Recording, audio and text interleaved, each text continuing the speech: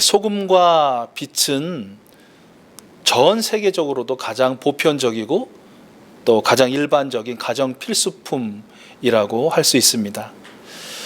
예수님 시대의 팔레스틴 지방에서도 모든 사람들이 그것을 사용했을 것입니다. 우리 예수님은 소년 시절부터 어머니가 부엌에서 소금을 사용하는 것을 보셨겠죠? 냉장고가 없었던 그 당시 소금은 맛을 내기 위해서라기보다는 보존과 방부 역할로 더 많이 사용되었을 것입니다. 마리아는 소금을 생선에 뿌리거나 고기에 문지르고 소금물에 고기를 담가 두었을 것입니다. 그리고 해가 지면 기름 등불에 불을 붙였을 것입니다. 예수님은 누구에게나 있을 법한 이 일상적인 경험을 모델로 삼아 예수님의 제자들에게 세상 속에서 행사해야 할 영향력에 대해서 말씀해 주신 것입니다. 이 말씀은 오늘 이 세상을 살아내고 있는 저와 여러분, 우리 익소스 가족들에게도 동일하게 주어진 말씀이기도 합니다. 존 스토트는 살아있는 교회라는 책에서 소금과 빛의 모델을 통해 예수님께서 우리에게 가르쳐주고 있는 몇 가지 사실들에 대해 설명하고 있는데요. 여러분께 소개해 드리려고 합니다. 첫 번째는 우리 그리스도인과 비그리스도인은 근본적으로 구별되어야 한다라는 것입니다. 구별되어야 한다. 이쪽 한편에는 모든 악으로부터 인한 밤처럼 어두운 세상이 있는 것입니다. 그리고 다른 한편에는 이 어두운 세상에 빛이 되어야 할 우리들이 있다라는 것이죠. 또 이쪽 한편에는 썩어가는 고기와 물고기 같은 세상이 있는 것입니다. 그리고 그 반대편인 이편에는 그 썩어지는 것과 부패를 막아야 할 소금된 우리들이 있다라는 것이죠. 하나님께서는 내가 거룩하니 너희도 거룩하여라 라고 말씀하셨습니다. 우리 예수님은 그들을 본받지 말라, 세상을 본받지 말라 라고 말씀하셨고요. 사도 바울을 통하여서는 이 시대의 풍조를 본받지 말라고도 말씀해 주셨습니다. 예수님은 우리가 빛과 어둠, 또 소금과 부패처럼 구별되어야 한다고 말씀해 주시는 것입니다. 우리는 세상과 근본적으로 구별되어야 합니다. 아니, 어쩌면 예수님을 영접한 우리는 이미 세상과 구별된 존재입니다. 우리는 바로 이 사실을, 이 진리를 기억하고 잊지 말아야 할 것입니다. 두 번째는 그리스도인들은 세상 속으로 스며들어야 한다는 것입니다. 우리는 영적으로 또 윤리적으로 세상과 구별되어 있습니다. 그러나 이것이 사회적인 단절 또는 분리, 고립을 의미하지는 않습니다. 예수님은 우리에게 너희는 소금이다, 빛이다, 끝 이렇게 말씀하시지 않으셨죠. 너희는 소금의 맛을 내라. 너희는 빛의 역할을 하라 라고 말씀하셨습니다. 소금은 고기 속으로, 물고기 속으로 스며들어야 합니다. 소금이 소금단지 안에 머물러서는 소금이 아닌 것이죠. 마찬가지로 빛은 어둠을 뚫고 스며들어야 합니다. 어둠을 밝혀야 합니다. 등불을 켜서 침대 밑이나 캄캄한 찬창 속에 두면 무슨 소용이 있겠느냐라는 것이 예수님의 말씀이잖아요. 소금은 고기 속으로 스며들어야 하고 빛은 어둠 속으로 스며들어야 합니다. 마찬가지로 세상과는 구별되었으나 우리 그리스도인들은 세상 속으로 스며들어가야 합니다.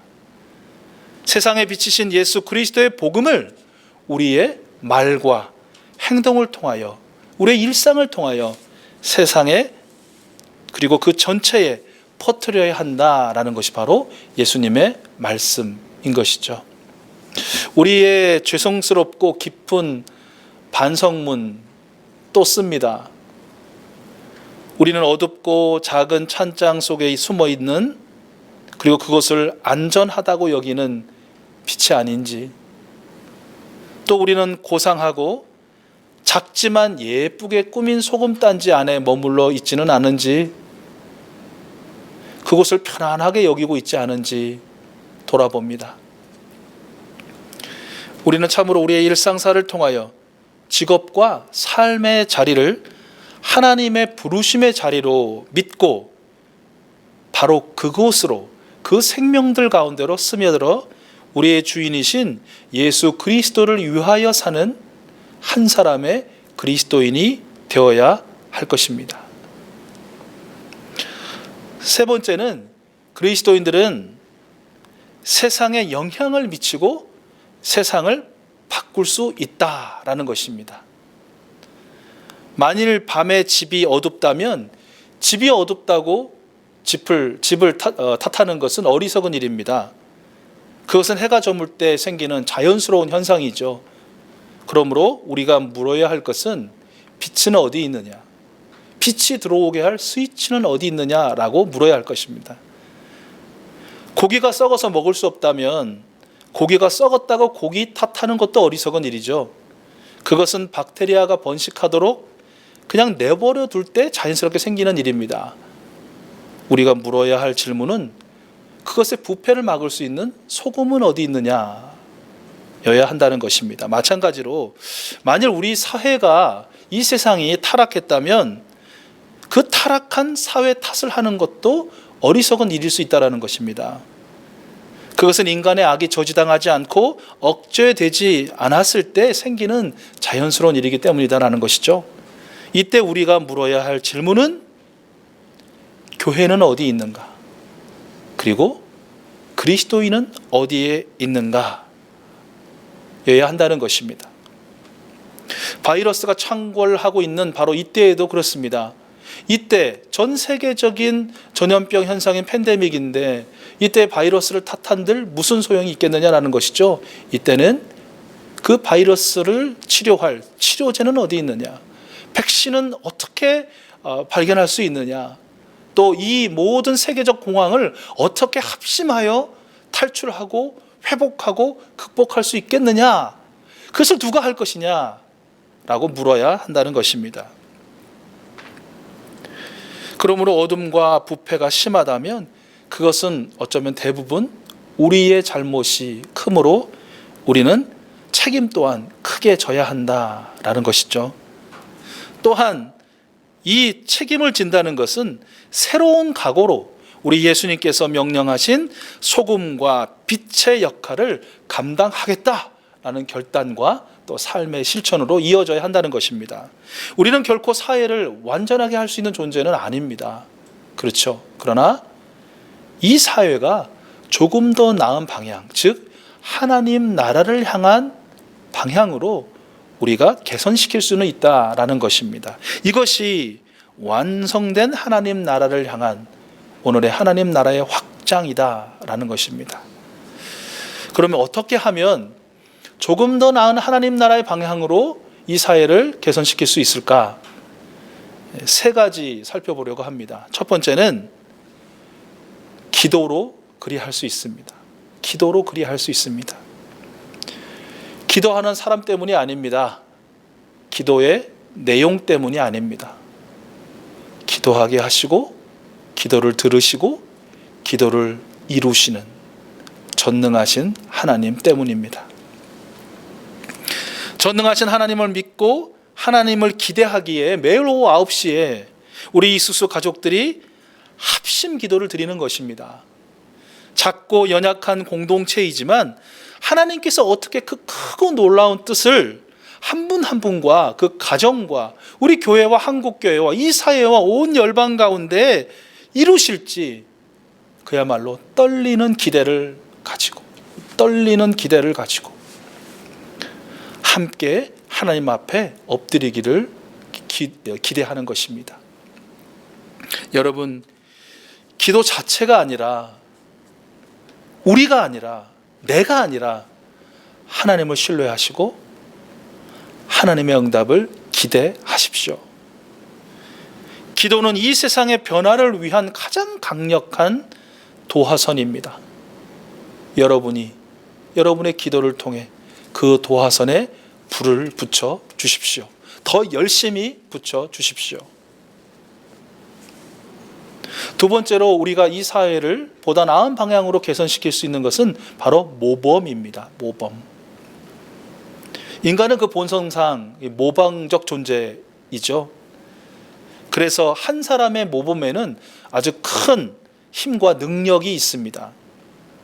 예수 그리스도의 이름으로 나는 오케이, 당신 먼저 라면서 마스크 구입을 양보하는 한 사람이 있음으로써, 또 예수 그리스도의 이름으로 얼마나 힘드세요 라며 세입자의 이 월세를 절감해 주는 한 사람의 또 집주인이 있으므로, 예수 그리스도의 이름으로 감염병의 최전선으로 뛰어달려 들어간 한 사람의 자원봉사자가 있으므로, 이 모든 운동이 촉발되고 동시다발적이고 광범위하게 그 선한 영향력이 퍼져나감을 여러분 오늘 우리 경험하고 있지 않습니까? 예수 그리스도를 닮아 사는 여러분 바로 한 분이 또 다른 사람에게 선한 영향력을 미칠 수 있는 것입니다. 말씀 위에 굳게 선 여러분의 가정이 또 다른 가정을 말씀 위에 서도록 인도할 수 있는 것입니다. 헌신된 그리스도인의 모임인 한 목장이 다른 목장, 다른 모임의 분위기나 가치들을 선하게 바꿔나갈 수 있는 것입니다. 오직 하나님을 기쁘시게 해드리려는 하나의 교회가 매력적이고 대안적인 공동체의 모습을 이 사회에 보여줄 수 있는 것이죠. 바로 여러분의 가정이, 우리 익수수 교회가 이 멋진 주인공이 될 수 있기를 소원합니다. 여러분, 우리의 모범 되신 예수 그리스도를 본받아 사십시오. 그런 여러분을 통해 세상은 느리지만 정확한 방향, 옳은 방향, 하나님 나라를 향한 개선의 발걸음을 이어가게 될 것입니다. 세 번째는 책임 있는 시민으로서의 사회적 행동입니다. 기도, 모범, 그리고 사회적 행동입니다. 우리는 모두 책임 있는 시민들로 부름을 받았습니다. 그래서 민주적인 권리를 행사하고 우리 자신이 투표할 뿐만 아니라 다른 사람들의 투표에 영향을 미치도록 때로는 노력하기도 하죠. 현재 당면한 문제들에 대해서 발언도 하고 글도 씁니다. 공적이고 평화적인 저항운동에 참여하기도 합니다. 우리는 이러한 방식을 통해서 이 사회에 소금과 빛의 역할을 하고 있고 해야 한다는 것이죠. 참으로 심각한 코로나19 사태에도 불구하고 이제 총선이 오늘로 한 달여 앞으로 다가왔습니다. 어느 당이나 어느 출마자를 지지할지는 각자의 개인적인 선택, 개인적인 자유의 문제입니다. 그러나 만약 이 각각의 진영으로 나뉘어서 모든 쟁점에서 첨예하게 대립하고 있는 이 시점에 자칫 다른 사람의 투표에 영향을 주려고 어떤 일을 한다. 그것은 굉장한 대가를 치르게 될 위험한 일이라고 생각합니다. 그렇죠? 여러분의 가정 안에서도 그렇고 친구들과의 만남에서도 그렇고요. 그래서 우리는 내가 누군가에게 영향을 주려는 그런 노력 대신 나 자신이 누군가로부터 영향을 받으려는 노력을 해야겠다. 누군가로부터 영향을 받으려는 노력을 해야겠다. 예수 그리스도로부터, 하나님의 말씀으로부터 영향을 받겠다라는 그런 노력이 필요한 때 아니겠습니까? 내가 해석한 예수 그리스도, 내가 마음대로 그려놓은 예수 그리스도 아닙니다. 신천지처럼 이만희처럼 그런 거 아닙니다. 세상의 가치, 세상의 프리즘을 통해서 해석한 성경 말씀, 하나님의 말씀 아닙니다. 그것은 성경이 아닙니다. 내가 복음이죠. 내 성경이죠. 오직 예수 그리스도의 생애로부터 영향을 받기를, 오직 성삼위 하나님께서 스스로 밝혀주시고 스스로 드러내어 보여주신 하나님의 말씀으로부터 영향을 받기 위해 노력해야 한다는 것입니다. 세상의 소금과 빛이 되기 위한 사회적 행동으로서의 여러분, 이러한 우리의 민주적 투표 행위를 통해서 이 사회는 하나님께서 원하시는 세상으로 변화되고 전진해 나가게 될 줄로 믿습니다. 우리는 이 세상에 어떻게 영향을 미치고 이 세상을 조금 더 하나님의 나라의 모습으로 바꿔나갈 수 있을까요? 하나님을 향한 간절한 기도, 예수님을 따라 사는 모범적인 삶, 그리고 책임 있는 민주 시민으로서의 사회적 행동을 통하여 우리는 소금과 빛으로 이 세상을 변화시키고 밝히는 예수님의 거룩한 제자들이 되어갈 줄로 믿습니다. 마지막으로 소금과 빛의 말씀을 통해서 예수님께서 우리에게 깨우쳐 주시고 가르쳐 주시는 것은 바로 우리 그리스도인은 특별하고 독특한 정체성을 유지해야 한다라는 것입니다. 소금이 짠맛을 내고 부패를 막아 소금이라 불립니다. 빛이 어둠을 뚫고 어둠을 밝히니까 빛이라고 불립니다. 그렇다면 우리는 어떻게 그리스도인이라고 불리게 될까요? 그리스도인을 따라 사는 사람들이기 때문에 우리는 그리스도인이 되는 것입니다. 그러면 예수님은 어떻게 사셨고 어떤 삶으로 우리를 부르고 계십니까? 세 가지입니다. 그것은 율법 준수의 표본인 바리새인보다 더 큰 의입니다. 나를 사랑하는 사람을 넘어 원수까지도 사랑하는 더 넓은 사랑입니다. 그리고 이 세상의 모든 물질적 가치를 초월하는 하나님의 의와 나라를 먼저 구하는 더 높은 이상입니다. 여러분, 예수님의 이 부르심, 우리 그리스도인으로 지켜야 할 이 독특한 정체성을 잊지 마십시오. 더 큰 의, 더 넓은 사랑, 더 높은 이상. 그리고 그 부르심 가운데 머무십시오. 이것이 오늘의 하나님의 나라를 살다가 영원한 하나님 나라에 입장하게 될 바로 저와 여러분, 우리 익수수 가족들의 모습입니다. 말씀을 정리합니다. 우리는 세상의 소금입니다. 세상의 빛입니다. 이것이 예수님의 선포입니다. 소금의 맛을 내라, 빛의 역할을 감당하라, 예수님 명령하십니다. 그러므로 우리는 세상과는, 비그리스도인과는 구별된 존재임을 항상 의식하고 확신하며 살아야 합니다. 그리고 구별된 것이 고립이나 분리가 아님을 기억하고 세상 속으로 비그리스도인 안으로 스며들어 그들과 더불어 살아내야 합니다.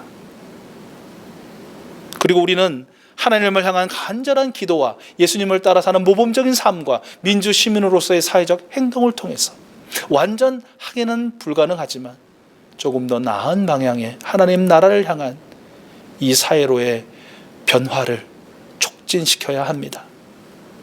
그리고 마지막, 우리는 더 큰 의, 더 넓은 사랑, 더 높은 이상을 품고 이것이 우리 그리스도인의 나의 정체성이다 라는 것을 확인하며 살아야 할 것입니다. 헤일이라는 사람의 짧은 시입니다. 나는 단지 한 사람이지만 나는 사람이다. 나는 모든 것을 할 수는 없지만 나는 무엇인가는 할 수 있다. 내가 할 수 있는 것을 나는 해야만 한다.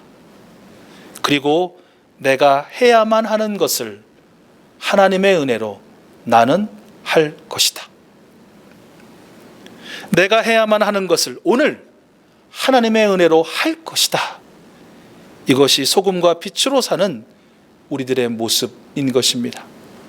살아있는 교회로 선한 영향력을 온 세상에 그리고 모든 생명들에게 흘려보내는 우리 익수수 가족들이 되셔서 하나님 나라가 이 땅에 이루어지고 전염병의 혼란과 고난도 속히 진정되고 극복될 줄로 믿습니다.